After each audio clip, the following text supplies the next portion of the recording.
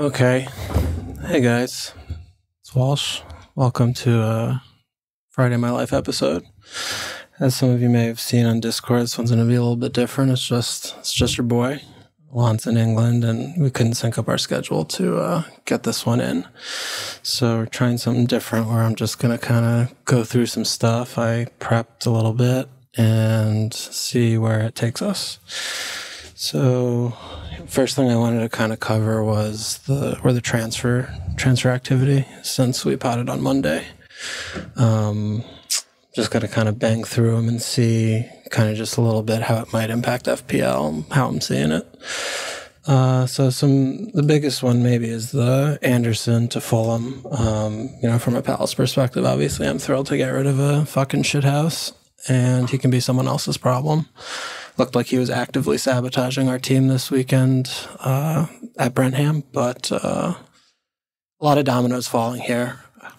It certainly makes Fulham's defense a little bit better. I wouldn't say markedly, but whether it's Bassey or, whoever drops down, Anderson's better than both of them. That's fairly clear, is going to be a boon. So, I guess it was also sort of fortuitous for you guys that have Anderson. The fixtures are better for Fulham. So I don't think you're really too unhappy that transfer happened if you own him. I certainly don't think you're buying. I think it's sort of a just hold, don't buy, don't sell.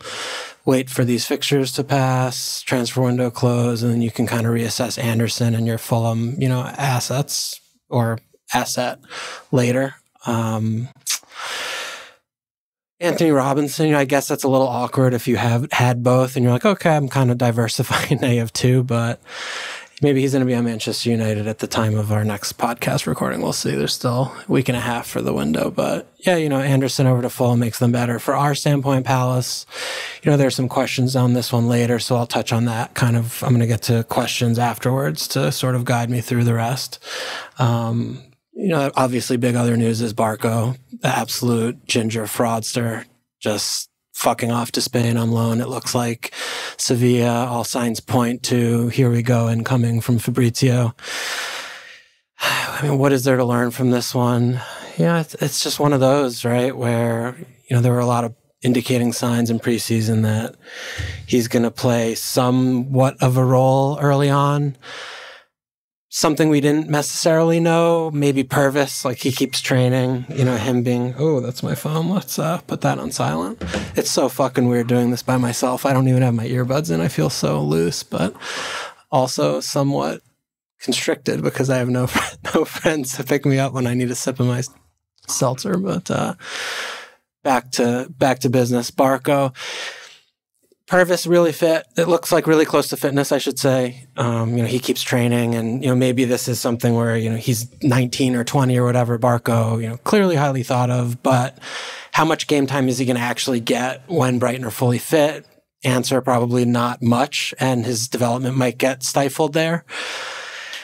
4-0. We just got kind of fucked. And now that he's gone, it's hopefully the price locks. Obviously, we don't know what they do with prices. It might not lock, might lock. But he's going to slowly but surely see an exodus. He was in 24, 25% the last time I looked at it, and now he's at 22%. So he will be in, obviously, no teams within whenever everyone wildcards. But yeah, we got fucked. And people that didn't have him had Harwood Bellis or whoever. Good job by you, I guess. It shouldn't really matter, though, that much based on your team structure. But yeah, he's gone. So that's that. Tony, still no definitive news. It's noon here on Thursday. Whether he's coming or staying or going, obviously there's a lot of smoke and the fire is typically not far behind. It's another one. We need to wait till Friday, but how that impacts Bumo is obviously very direct, and it could be one of those where they don't get the fee that they require, and it comes down to, well, we are either going to keep him and wait till January because what he'll give us between now and then is worth more than the depreciated, valuation that we're getting back, or they keep him for longer, or they do end up selling him. Maybe it's closer to the 31st than the 23rd. But as of right now, he's still there. So that's more of a wait and see holding pattern. Necktie to NFO looks like it's gaining a lot of traction. I feel like Arsenal Brain Trust has been holding Necktie hostage for